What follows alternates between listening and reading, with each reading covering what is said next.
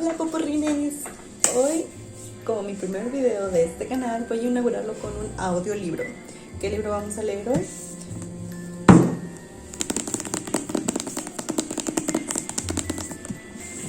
Vamos a leer este libro que se llama Escape del Asylum, es de Madeleine Rhodes, tiene 339 páginas. Lo compré porque es una historia de terror. La autora tiene varios libros de este género que es thriller, terror. Este libro pertenece a una trilogía. Compré todos los libros pero no los he leído. ¿Por qué? Pues porque juntos vamos a irlos leyendo, ¿no? Este libro trae imágenes. Lo estuve ojeando y como pueden ver trae imágenes que pues nos va ayudando, ¿no? A adentrarnos a este mundo, a esta historia tenebrosa, a ir viendo, conociendo. De hecho, si vemos su descripción, no nos dice mucho, pero con el simple hecho de ver las imágenes, de ver la portada, sabemos que va a ser un libro bastante bueno. Yo leí el prólogo y con eso dije, este libro lo tengo que leer.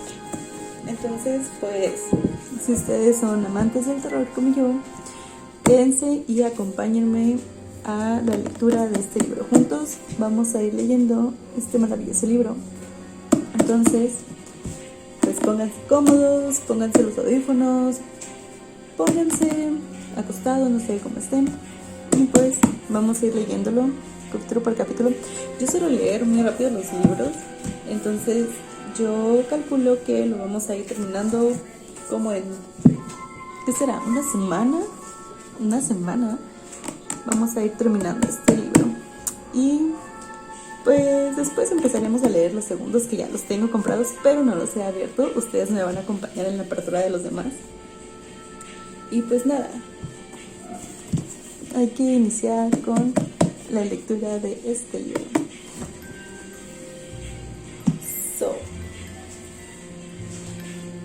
Vamos a ir viendo, lo abrimos. Como primera parte encontramos esto, que dice: para todo el equipo de Asylum de HarperCollins y para los fans de la saga, los antiguos y los nuevos.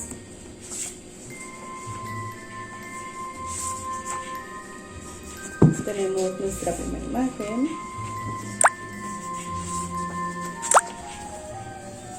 Otra vez la imagen que podemos ver en la portada. Y tenemos nuestro prólogo.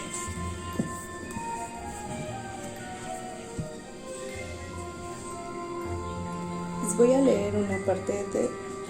leer todo el prólogo para ya ir empezando con la lectura de este libro. Escape del Asylum, de Madeleine Rhodes. Prólogo. No había querido ser el primero. Incluso el silencio de su habitación parecía gritar. El sonido de una pisada que rozaba el suelo o el estridente clamor de sus propias dudas dentro de su cabeza se magnificaban hasta ensordecerlo. El director le había asegurado que ser el primero era algo bueno, era un honor. Después de todo, el director había estado esperando a la persona correcta, durante tanto tiempo. ¿No sería Ricky un buen muchacho y cooperaría? Esto era especial, ser el primero, ser el paciente cero, era un privilegio. Y, sin embargo, él no quería ser el primero. Esa habitación era fría y solitaria, y de algún modo, Ricky sabía en su interior, en la fuente de su humanidad, que ser el paciente cero era malo, muy malo. Ser el paciente cero significaba perderse a sí mismo, no en la muerte, sino en algo mucho peor. Capítulo 1. Brookline, 1968, 3 semanas antes. Lo llevaron en silencio a la pequeña habitación. Ricky ya había pasado antes por eso, solo que la última vez había sido en Bigwood, en los Hamptons, y había ido por voluntad propia. Este era su tercer retiro. Comenzaba a volverse molesto. Bajó la cabeza y miró fijamente el suelo para brindar la actuación de su vida. ¿Estaba arrepentido? Ni siquiera un poco. pero quería salir de ese lugar. El hospital Brookline podría ser un loquero, pero sonaba tan pretencioso y estúpido como los centros de retiro. No quería saber nada de esto. Necesito ver a mis padres, dijo. Hablar hizo que le sujetaran los brazos con más fuerza. Uno de los auxiliares sacó un bozal para que Ricky lo viera y su sorpresa no fue fingida. Oigan, eso no es necesario. Solo quiero hablar con mi mamá. Tienen que entender, ha habido algún tipo de error. Si solo pudiera hablar con ella. Claro, chico. Seguro, un error. El auxiliar soltó una risita. Era más alto y más fuerte que Ricky y resistirse era inútil. No queremos lastimarte, Rick. Estamos tratando de ayudarte. Pero mi madre... Ya hemos oído eso antes, 1000 veces. El auxiliar tenía una voz agradable, suave, amable. Siempre era así. Voces dulces que decían cosas dulces, pero ocultaban intenciones oscuras y malvadas. Esas voces querían cambiarlo. A veces sentía la tentación de permitirles que lo hicieran. Necesito ver a mis padres, repitió con calma. Era difícil no sonar aterrado cuando lo estaban arrastrando a una celda en un lugar que no conocía. Una celda en un manicomio. Por favor, solo déjenme hablar con ellos. Sé que suena ridículo, pero realmente creo que puedo hacerlos entender. Eso se acabó, dijo el auxiliar. Ahora nosotros vamos a cuidar de ti. Tus padres vendrán a buscarte cuando te sientas mejor. El director Crawford es el mejor, añadió otro hombre. Su voz era igual de cálida, pero sus ojos eran fríos y miraban a Ricky sin verlo. Como si no estuviera ahí, como si fuera una partícula de suciedad. Realmente es el mejor, repitió el auxiliar más alto de forma mecánica. Al oír eso, Ricky comenzó a forcejear. Ya había escuchado eso antes, acerca de otros médicos, otros especialistas. Era un código, todo era un código, todo lo que decían esas personas en los centros de retiro y en los hospitales. Nunca decían lo que realmente pensaban. ¿Qué era Ricky? ¿No saldría de allí? ¿No sería libre? Hasta que se convirtiera en una persona completamente diferente. El auxiliar más alto y fuerte, que estaba a su derecha, maldijo en voz baja mientras se esforzaba por sujetar el brazo de Ricky y buscar algo que a él no le alcanzaba. La habitación estaba fría, helada por la lluvia de primavera que caía afuera, y las luces eran demasiado brillantes, pálidas y descoloridas, como el resto del cuarto. Nunca se había sentido tan lejos del exterior. Quizás solo se había ido poco más de 1 metro entre él y la pared, y después de algunos centímetros de ladrillo, pero era como si el aire libre estuviera detrás de 1,5 kilómetros de hormigón. La elección es tuya, dijo el auxiliar, y resopló. Tú eliges cómo te tratamos, Rick. Él sabía que eso no era verdad, así que forcejeó con más fuerza, lanzándose de un lado a otro mientras intentaba golpear a uno de los auxiliares con la frente y soltarse. Sus voces se volvieron distantes casi en el mismo momento en que la aguja le pinchó el brazo. Le dolió más que otras veces cuando le penetró la vena. Solo quiero verlos, decía Ricky, mientras se desplomaba lentamente sobre el líneo. Puedo hacerlos entender. Claro que sí, pero ahora deberías descansar. Tus padres volverán a visitarte antes de que te des cuenta. Palabras de consuelo, tonterías. Los detalles de la habitación se volvieron borrosos. La cama, la ventana y el escritorio se transformaron en masas amorfas iguales, todas de color gris blancuzco. Se abandonó completamente la oscuridad. La sensación de entumecimiento que lo invadía era casi un alivio para el nudo y miedo, traición, que le retorcía las tripas. Mamá y Butch ya debían estar en la carretera de regreso a Boston. Ya se habían ido para siempre. Siempre había logrado librarse de esas situaciones gracias a su labia y sabía que podría hacerlo otra vez si tan solo tuviese 1 minuto a solas con su madre. ¿Estará bien aquí? ¿No es así?, había preguntado ella. El Cadillac subía tranquilamente por la colina hacia el hospital, mientras la lluvia golpeaba las ventanas de forma incesante y rítmica, como los diminutos tambores de unos soldaditos de juguete. No se parece en nada a Victorwood. Quizás esto sea demasiado extremo. ¿Cuántas veces más, Katie? Es un fenómeno, es violento, es un maldito. No lo digas. En ese momento le había parecido que se trataba de un sueño, pero ahora todavía más. Al principio había estado seguro de que solo lo estaban llevando de vuelta a Birtorhood, un hogar para muchachos rebeldes como él. Los que trabajaban allí, unos imbéciles fáciles de manipular, y ni bien se habían cansado del lugar, solo habían hecho falta unas cuantas llamadas llorosas para lograr que su madre apareciera corriendo por el impecable camino de entrada con los ojos llenos de lágrimas para tomarlo entre sus brazos. Pero esta vez no. Esta vez lo estaban llevando a Victorwood. En alguna parte habían girado y cambiado de rumbo. Eso de la próxima vez habrá consecuencias reales, que a Butch tanto le gustaba decir, finalmente se había hecho realidad. Maldición. No debería haber permitido que lo atraparan con Martin de esa forma. Butch finalmente había cumplido sus amenazas. El largo viaje en auto hasta el hospital, hasta Brookline, tan enfadados, había sido castigo suficiente. Durante todo el trayecto, Ricky pensó que en realidad no iban a hacerlo, no iban a internarlo de verdad, y ahora aquí estaba, perdiendo la conciencia lejos de casa, mientras dos extraños lo arrojaban sobre un delgado colchón, y sus últimos pensamientos lúcidos fueron: lo hicieron, esta vez realmente lo hicieron, me encerraron y no van a volver. Capítulo 2. Se quedó mirando el techo durante horas y horas con las manos firmemente entrelazadas sobre su estómago. Sentía la voz ronca de gritarles a los auxiliares y después, cuando eso no había funcionado, de tararear para intentar mantener a raya su ansiedad. Ahora se había quedado en silencio. Tenía las puntas de los dedos tan frías que temía que se le congelaran, se le volvieran frágiles y se quebraran. Había sentido que el frío se instalaba desde el momento en que cruzaron las puertas del hospital. Esa había sido su primera advertencia. El jardín que rodeaba Brookline era bonito y estaba bien cuidado. La sólida cerca negra era el único indicio de que la libre circulación dependía de la condición del paciente o padre. Había edificios de ladrillo dispuestos en forma de U junto del hospital. Resaltaban porque el tipo de construcción era completamente diferente al del hospital.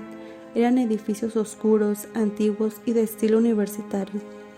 Jóvenes desalineados con chalecos de hilo y pantalones de pana caminaban sin prisa entre los edificios. Ricky descubriría más tarde que se trataba de estudiantes que se preparaban para irse durante las vacaciones de verano. Junto a esos edificios, Brookline era de color blanco puro, limpio.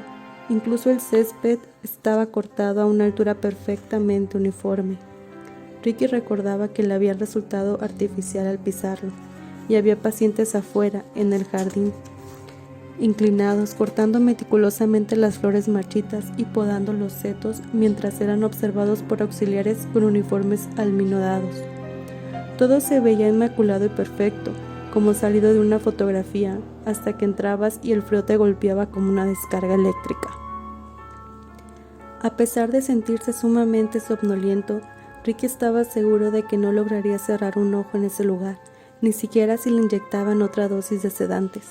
A cada rato se quedaba dormido y luego despertaba de golpe, convencido de que había alguien escuchándolo a escondidas del otro lado de la puerta. Y un grito repentino había interrumpido su agitado sueño durante la noche. Suponía que era de noche, era difícil saberlo, ya que los prosigios de su celda estaban cerrados. Al incorporarse, sintió las extremidades pesadas. Oyó el grito una vez más y luego otra, y en eso terminó de despertar. Se levantó y caminó hasta la puerta arrastrando los pies. Se apretó contra la helada superficie. Fue deslizando la mano hacia abajo hasta apoyarla sobre la manija y se sorprendió cuando sintió que cedía sin esfuerzo. No podía ser, no era posible que le permitieran deambular solo por los pasillos de Brookline. Se había dado cuenta, por la enérgica bienvenida que le habían dado los auxiliares, que no se trataba de ese tipo de lugar. ¿Acaso habrían metido la pata y habrían olvidado encerrarlo? El pasillo estaba oscuro y silencioso. No había auxiliares ni enfermeras a la vista, ni otros pacientes.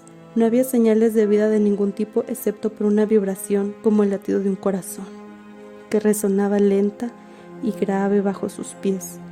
Quizás provenía de las tuberías o de una vieja caldera que retumbaba desde las profundidades como una antigua bestia dormida. La base del edificio, su núcleo, el corazón vivo y palpitante del manicomio, Quizás provenía de las tuberías o de una vieja caldera que retumbaba desde las profundidades como una antigua bestia dormida.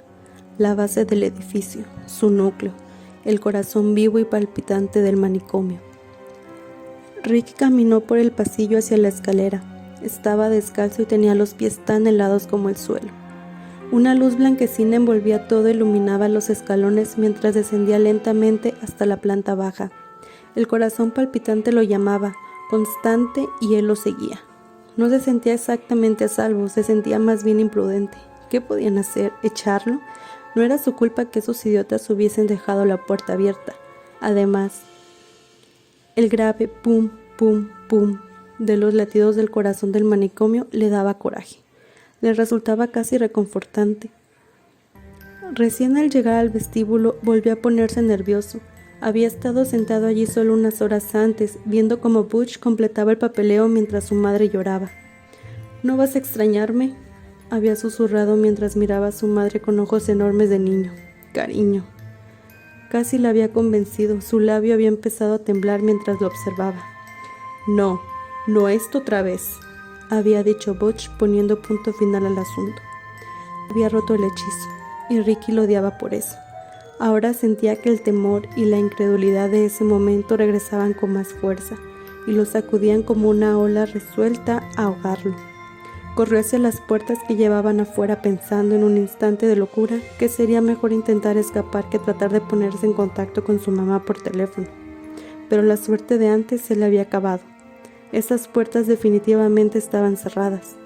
El corazón lo llamaba con más insistencia, y Ricky lo siguió una vez más, pero regañadientes esta vez. Se le vino a la mente la canción Nowhere to Run y la idea Sin escapatoria. El sonido que emanaba el sótano era como la base de esa canción, que se elevaba y era estimulante, oscura y pegadiza. Nowhere to run. Estaba en una parte del manicomio que no conocía. Eso era demasiado sorprendente. Ni siquiera había estado allí un día completo. Había dejado atrás el vestíbulo y más adelante había oficinas y depósitos a lo largo de un corredor estrecho que desaparecía en una enorme abertura oscura. Un arco que conducía hacia abajo.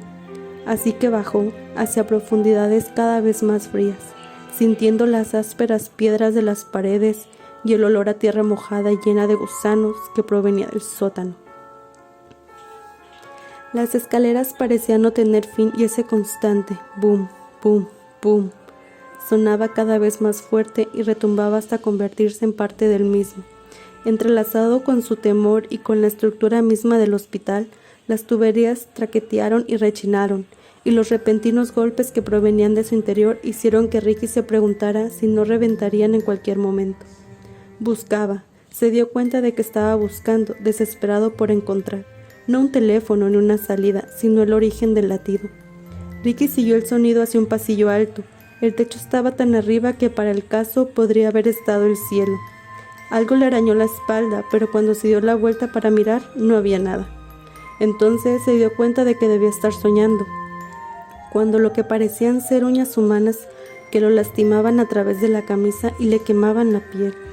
Pero sin embargo no había nada allí. Estaba solo en el pasillo. Apretó los dientes de dolor y siguió adelante hacia el latido. Pasó junto a puertas sin aberturas cerradas con llave que bordeaban el pasillo. En su pesadilla sabía que estaban cerradas con llave, pero de todas formas intentó abrir cada una de ellas. De repente tuvo la certeza de que los alaridos que había oído antes provenían de ese pasillo, que alguien detrás de la última puerta de la derecha había estado gritando tan fuerte que lo había escuchado desde su habitación, y el latido lo había estado guiando directo a la fuente. Y cuando llegó a la última puerta de la derecha, estaba abierta, igual que la de su habitación. Otro descuido, sin duda.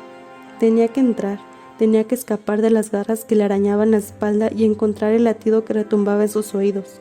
Se había convertido en el latido de su propio corazón. Ahora era su propio miedo palpitante. Se detuvo frente a la puerta y se asomó para ver dentro. Las uñas que lo herían estaban en su interior ahora, desplazándosele el estómago y subiendo por su garganta. No había gritos ni latidos, solo silencio. Entonces la vio. Una niña pequeña de pie en la habitación vacía, con un camisón andrajoso y mugriento, giraba lentamente en círculos una y otra vez. Pero desde todos los ángulos lo único que Ricky podía ver era cabello largo y sucio.